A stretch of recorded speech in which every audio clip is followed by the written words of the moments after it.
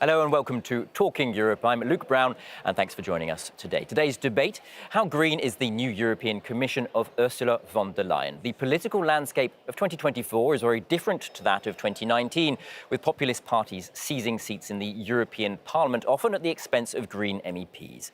Back in 2019, the European Green Deal promised to make the EU climate neutral by 2050. Today, that objective faces pressure from an atmosphere of economic crisis. Car factories in Germany set to close, farmers protesting about excessive environmental protection measures, soaring energy prices.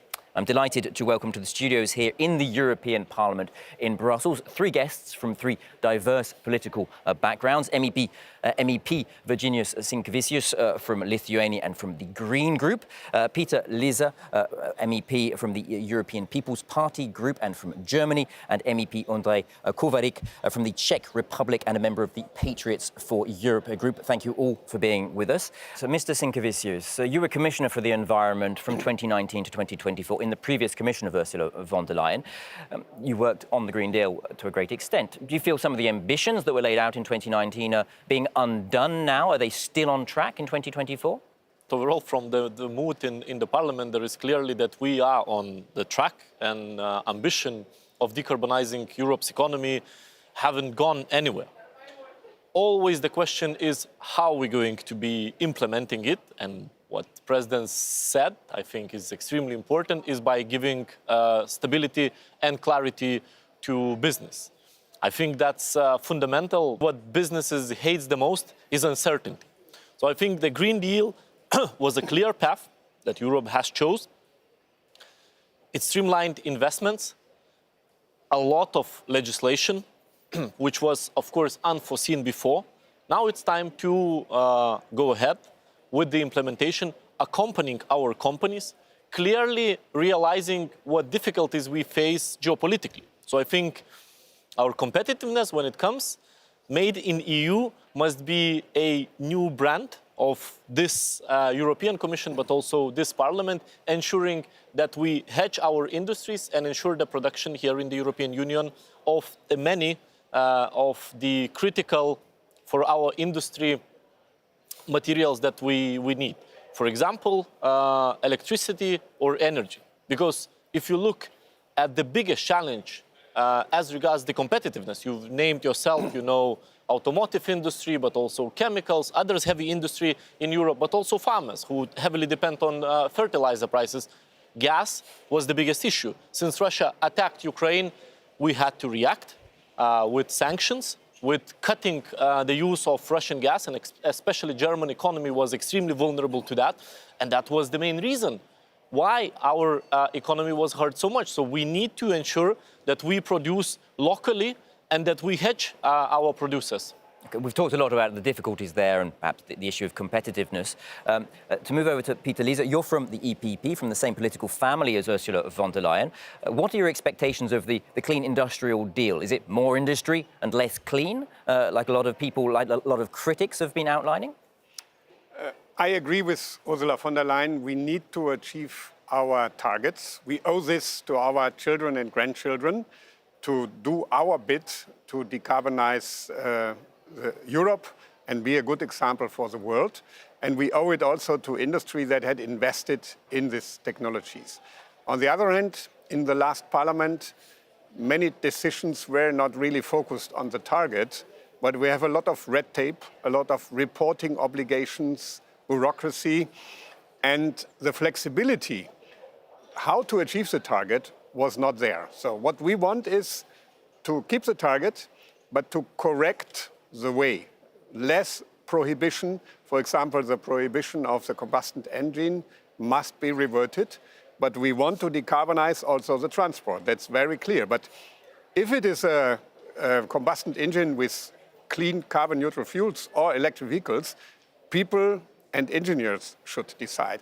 And that's only one example how we need to be better in improving the implementation, make it more easy. And what is very close to my heart, we need to support people, in particular the hardworking people that still don't have a lot of money to invest in clean technologies.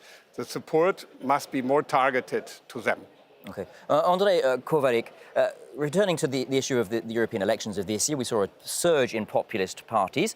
Did the EU Green Deal, would you say, did it ask too much of European citizens as they face the problems of economic uncertainty, inflation and so on? It doesn't only ask too much from the citizens, but also from the businesses. And I think what we see right now is that by too much regulation, I think we completely forgot about the trajectory, how we want to actually manage the decarbonization. And also, which is obvious, decarbonization is an extremely expensive process. Someone has to pay for it. The public money will not be enough. And obviously, what we see, for instance, with the establishment of ETS2, this mainly will be paid by citizens and by companies. So I think it is actually asking a lot without providing enough support, without providing certainty. And I think the Green Deal, compared to energy crisis that we were living in back in 2022, 2023, actually showed that we are not fit and not ready for such shock to actually be able to face it, to mitigate it, and to provide to the citizens, but also to companies, mainly small and medium-sized companies, enough support and enough, let's say, understanding for the very difficult situation.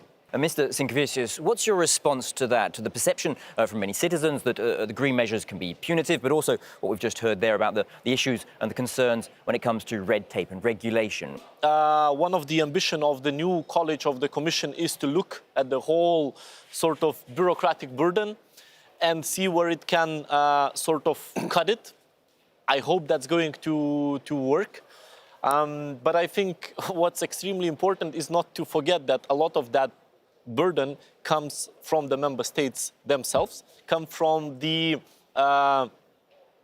fact what Draghi report stated very clearly, that EU is extremely fragmented. I'm coming from Lithuania, the colleague comes from the Czech Republic, here we have a colleague from Germany, and I think the only way for us to compete globally is for all of us to have a fully functioning single market without barriers. At this moment, unfortunately, it only exists on the paper. If you look at the banks, for example, which are critical for our businesses, SMEs, to get support, in theory, SME could get from the German bank alone. In practice, it's impossible. And that's where we're struggling. Okay, just to move the debate on a little bit to the question in Germany, for example, the car sector is in crisis. Volkswagen, for the first time, set to close factories in Germany.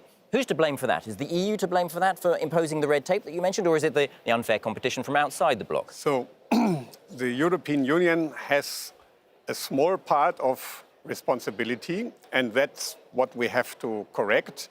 I have to disagree with you, Virginius. The ban of the combustion engine has been proposed by the European Commission. It has then been supported by the member states and the majority in the parliament against my political group. And that's why we have to revert it. That was not the member states. It started with the Commission. But other issues, you are right, they come from the member states. When you ask the Germans who is responsible for the crisis in the automobile industry, the first one who is guilty is our national government. And that's true. They cut the subsidies overnight. German government is guilty. VW themselves, they are guilty. They did a lot of mistakes. When you ask the insiders, you find dozens of mistakes that they did themselves. But there is a responsibility for the European Union, and that's why we want to correct the legislation, but not abolish the target. We have just agreed on a paper, also the highly disputed target on 25. We don't want to scrap it. We just want to give industry a bit more flexibility. When they can't make it in 25, they can overcompensate in 26. So the result for the climate will be the same. And I think that's a good approach, to be flexible, but to keep on track. To change the topic ever so slightly, Mr. Kovarik, Donald Trump, for example, in the United States, it's very likely that he's going to move out of the US's climate commitments as he already did back in 2019, 2020. Should Ursula von der Leyen's new Commission do something similar? Because otherwise, the EU is going to be in a weaker position compared to the US, for example. Sure, but allow me to react to the combustion engine issue because I think it's quite an important one. I mean, the EU regulation created Chinese market in Europe, but I think any kind of bans, any kind of regulation that is not technologically neutral, that is actually curbing the market, can only provoke market failures. And this is exactly what we see right now with the automotive industry in Europe. And on Donald Trump, I think it may be a way how to see things, but it's not only Trump's administration. It can be also, if you look at what Biden administration was supporting, we in Europe have decided to completely phase out fossil fuels, combustion engine cars, etc., by saying that we need to switch very quickly to a different and more clean types of technologies. But this is not what the rest of the world is doing. US knows that they will still need some gas in order to decarbonize.